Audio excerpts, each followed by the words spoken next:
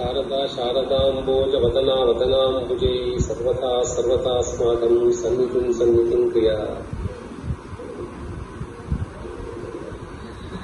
Namaste, and so happy to join all of you today for the 451st continuous Parayanam of this unbroken chain of prayers. It is sheer grace of God that all of you have been so much benefited that this is happening, and our sincere prayers that this should continue to happen for times to come. This time I am preferring to render the talk in English because there is a request that people, when Rajanna sends the video and it gets circulated, that people who are not acquainted with Tamil feel that they are missing. So at their request and with the consent of the organizer, thought we should speak in English this time. That's the only change, otherwise everything is the same. Now, what I thought this time, we will start some basic concepts on Sanatana Dharma. And we all learn, which we would have all learned in our childhood and which we nurture even today, is the first lesson of Mata Pita Guru Deva. Our foundational bricks lie here. So let's think about the glory of Mata today. Because she has a pride, she has a privileged place in our Dharma. There are only two people who are so celebrated in our Dharma. One is the Guru and another is the reverential mother, the physical mother and also the divine mother. So let's understand why a mother is glorified so much and how she deserves that place till the Yuga exists. So the first question we need to ask is, who is a mother? There is no definition, which is for our understanding. So they give the following answers to understand who a mother is. One, without whom we could not have been born. I think that's the right way to start. Somebody without whom we could not have been born. When we say we say the jivas physically. But this is true also for the universe. Abhirami Andadi says, Uttavale, Uvanam Padinanunde Uttavale.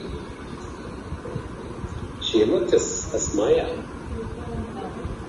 as the power of Brahman, and creates this floating universe. But for her, nothing could emerge.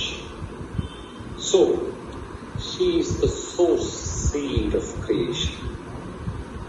We would not have been here talking and listening without our mothers. Two, she is one. Once we have lost, we can never regain her back. That's one unique feature of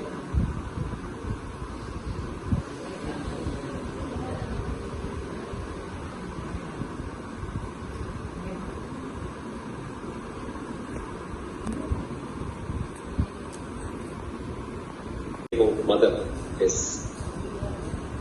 once we lose her, if she is not there, she is felt. And once we lose her, we can never regain her back in life. There is no substitute for a mother. You can find substitutes for everything else in this universe, but not for a mother. Now the third important aspect is, this is the beauty of motherhood. We will realize and keep weeping in our minds throughout our life, and we will realize the pride and privileged place of a mother only after losing her, not before that. That's the beauty of mother. We'll start missing her in every of our action. And the fourth important point, which is so unique to a mother, is she is one person who sees no parapaksha, no difference, no discrimination between one child and another child. See, this talk about mother today is more for the youngsters. If we understand mother and motherhood sensibly in our hearts, we can really emerge out as very good people in life. This sense of understanding is very imperative, and therefore choosing to speak about the much taught, and it will be taught forever in the Yuga, about mother and the greatness of a mother. So this is how a mother is known to us. There are multiple still definitions to keep defining mother and motherhood. I just thought we'd put this forward. 2. Mother's milk. Philosophy says when Amba feeds, Amba never breastfeeds somebody. The divine milk which flows from Amba can dispel the entire darkness of this universe with wisdom and knowledge. That's the power of her milk. That's how philosophy describes Amba's milk. The same is true to a greater extent also for a physical mother. It's not simply a nutritive food. Let's not consign it. Today world consigns it. Any other milk is compared only next to breast milk. That's what they say. But it has something beyond that. It is not simply a nutritive diet. It is the first natural connect between the mother and the child in this world. And what she conveys, her blood as milk to the child, remains a shield forever to the child. You may be 80 years, you may be 90 years, you may be 93 years, but the mother's milk has still survived as a shield in you. Let's not forget that. This is the beauty of mother's milk. In addition to being nutritive, there are 2 more essential aspects about mother's milk. Mother's milk gives the unknown, unquantifiable, invaluable emotional security. This is psychologically proved fact. One who had had a full dosage of breast milk stays emotionally stable. His or her emotional quotient is quite strong compared to those who are busy in life. And third important aspect, they say, mother's milk conveys. It gives you a strong sense of self-sufficiency. You won't yearn for things. You will always feel you are very sufficient. You are a very sufficient person. Can food which satiates our hunger give it? The moment we eat, we are fine. After a few hours, we start starving. Mother's milk gives us self-sufficiency. This is how mother's milk is being celebrated in our Dharma. And young mothers should realize the beauty of this feeding process. All of us today, we are all 50, 55, 60, 70 in this group. All of us are today remaining stable because our mothers sacrificed their blood and they fed child after child with their milk, giving us this emotional security, giving us this self-sufficiency, giving us this nutritive diet. Besides, providing the kavacham for the rest of our lives. Now, what can mother's milk still do beyond this? There is an interesting dimension about the feeding process. They say we all think going to standing in the queue, allowing our servant maids to go and put a token in the middle of the night to get a secure an admission in a school is the starting process of schooling. No? The schooling process actually starts for the child as he or she puts our mouth into the nipple and starts sucking the milk. That's the first step of spiritual encouragement. Because it can convey wisdom, mother's wisdom. Every mother has her own wisdom to preach. Because her wisdom is not theoretical wisdom. Her wisdom is practical wisdom ingrained in our dharmic life. That wisdom is unique. Go back to your grandmothers. Go back to her stories. Listen, think, ruminate. And if you have missed it, please connect it and give it to your children. That wisdom is something you cannot learn in any school, any college, any university. No doctorate can be conferred. No mother is conferred doctorate for that. 2. She imparts. She is the first to impart to us kindness and affection. The sense of kindness and affection comes through the mother. And she imparts what? Compassion, into us. Avyaja Karuna Murti is what Lalita Sahasranama defines the Divine Mother. Avyaja, ocean of compassion. So, a child which is well connected to a mother will remain compassionate even in 2021. You can verify it. A mother-child communication, if it is very strong, if the bonding is very strong, you crack the child's behavioral pattern. That child, whether he is 20 years, she is 30 years, or somebody is 40 years, that person will remain very compassionate. So, wisdom, kindness and affection, and compassion, something which flows free of cost. You don't have to pay. You don't have to stand in the queue to learn this. It comes free, which we should not. So a mother becomes a very, very celebrated person. Now we go to the next. Say, what is mother's role? We talk so much about a mother. What is her role? She plays 2 key roles in our lives. Remember, the next generation in a society, the next generation in a nation will live. If the society has to be strong, if a nation has to remain strong, then the next generation of that nation should remain strong. If it has to remain prosperous, if it has to remain peaceful, all right, who can give that? It's not your education that can give you. It is every mother is the foundational brick for ensuring she dishes out the best child and contributes it to the society free of cost. She doesn't demand a degree or a doctorate for that. She doesn't demand money for that. She neither does she demand a recognition for that. So, a strong society emerges, a future society, generation after generation, because she is the one who is connected with creation.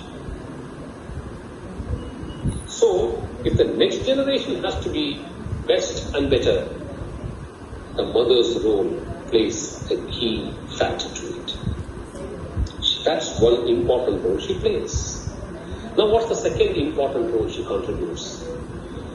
She is the one who can make what is called as a home.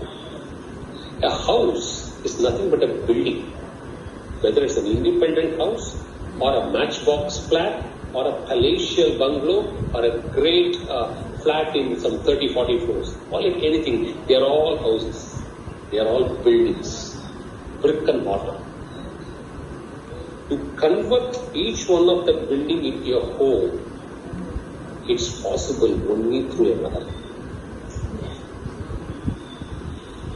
It is the mother who makes this house into a home, a place where all of us can assemble, a place where the moment we reach, we feel, that we have reached our den. A place where we can remain calm. A place where we can remain at peace. A place which becomes a source of happiness because we connect with generations, the previous and the next. Who does it? Please imagine. Find out from your own experiences. Homes which had lost mothers in the middle of their life are indeed handicapped. It's a fact of life. And the compensation has to come in multiple ways, but still compensation doesn't come. So, I'm saying all this to the young children. Celebrate motherhood and let your spouses be that type of an Indian mother to your children. Let her work. This has nothing to do with your career. You can celebrate motherhood in spite of whether she's a homemaker or a career woman. It doesn't matter. Because mothers remain mothers. Mothers do not lose their tag merely because of their career. Because the connection between the child and the mother remains intact. So, this is a very, very precious moment to think that these two factors influence our life. Now, they have found out as a matter of fact on an analysis, one who has a strong bondage to motherhood, one who respects mothers, one who is willing to take care of mothers, he or she will be influenced by the following human qualities. What are they? Selflessness, mind to sacrifice, mind to share, trust, tolerance, and most importantly, performing every action as one's own duty and service. See, you can condense all this into one. Every Indian mother is a karma yogi. Remember, if you want to become a karma yogi, execute acts without bondage as a service or a duty. Our mothers are our first role models. No, you don't have to go and search for a karma yogi somewhere in the forest or in an action-packed place. Every Indian mother is a karma yogi. She's a born karma yogi, trained karma yogi, and lives and loses her life as a karma yogi. So, an impact with one's mother, the radiation of one's mother's love, without having to pay a penny, you get all these 6 qualities and much more. Now, the last section of say 3 or 4 minutes is whatever we spoke about motherhood, Indian motherhood as physical mothers, she is a miniature of the Divine Mother. Please take it. Mahasannidhanam, when he camped in Kodimangalam in 2012, please listen to that lecture. It is in the YouTube. You have to just go and see Shringeri Acharya Kodimangalam speech. Please listen to it. He says, when every human being feels out of place, feels totally lost, feels out of control, feels that his suffering is something which he cannot bear it anymore, whom will he think naturally and whom should he think naturally? He should pray to Divine Mother in any form, whether it is Goddess Meenakshi or the Kasi Visalakshi or Annapurni or Mukambigai or Sharadambai, whatever is the form the Chaitanya is the same. Because what comes closest to our heart, the form is the Divine Mother's form. Every upasana is great. Whether it's Krishna upasana, Shiva upasana, or Vishnu upasana, everything has its own pride, no doubt about it. But nothing to equal Mother's love, the Divine Mother's love. One Acharya gives, he cites a shloka from Appaya Diksha. It's a verse and says, what can a mother do? See, we talk about miracles. Mother's divine blessings and divine love indeed can cause miracles. And cites, Appaya Dikshita cites 3 instances. Somebody is going to be arrested tomorrow. The warrant is ready. They're going to just come to his house and then buckle him. He can escape from that arrest if he sincerely prays to Lord.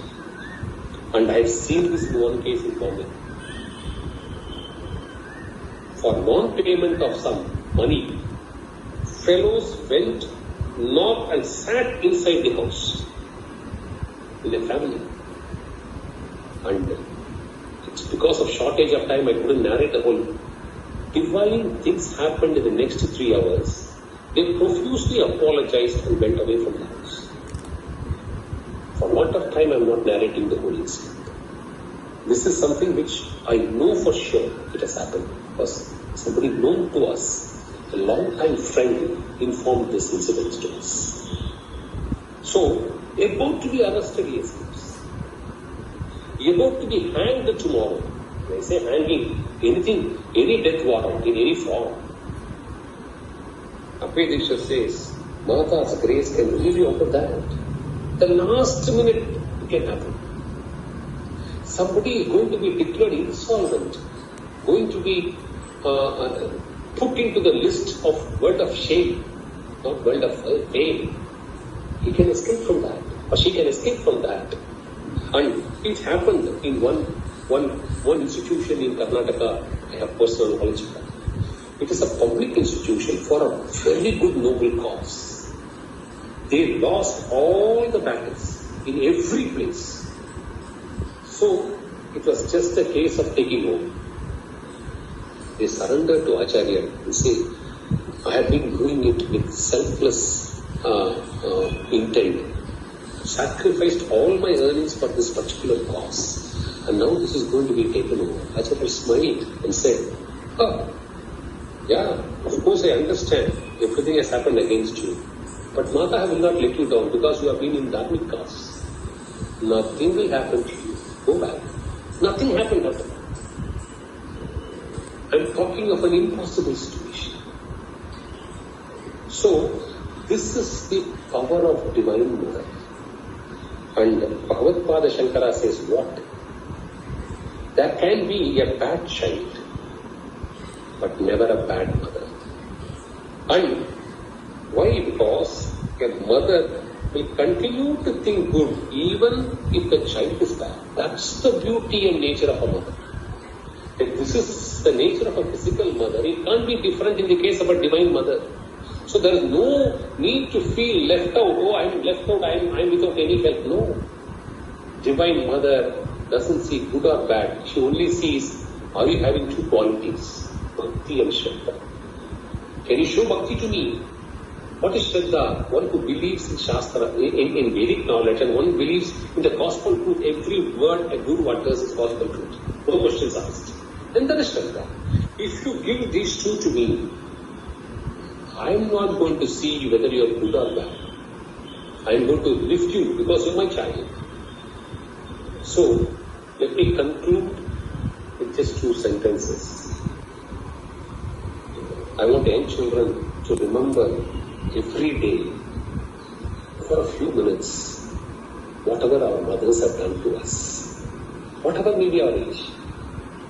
Just sit quietly and calmly and just think the kind of sacrifices our mothers have done to us to bring us up to this level. And I request spouses to do the very same thing to their children. It's by nature you will do it. But recollection makes you more sensitive.